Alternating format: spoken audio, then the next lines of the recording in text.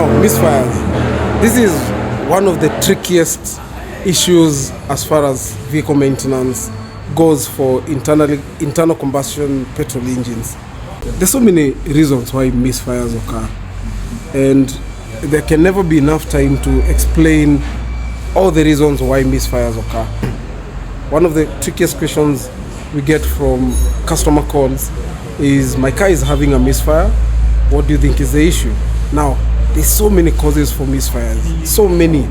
They can be as light as a connector that is not well plugged, and they could be as deep as rebuilding an engine or even getting another engine.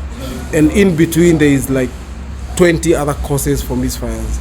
So this car came for a check because it's got a terrible misfire on all the cylinders, and we got down to work, and our first suspect was something very obscure. Completely blocked, nothing coming out of the other side. Wanataka 200. Sawa, puliza. Ilikuwa 200. Ilikuwa 100. Na hiyo ingine? 100. Nothing, completely blocked.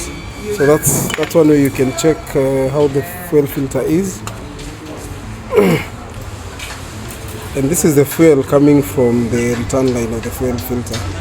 It shows you how dirty the fuel filter is, and this will definitely cause misfires. That fuel is too dirty.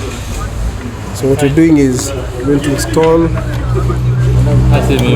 another fuel filter, a clean one, and then we think the misfires will go away with that. So that's a new unit installed.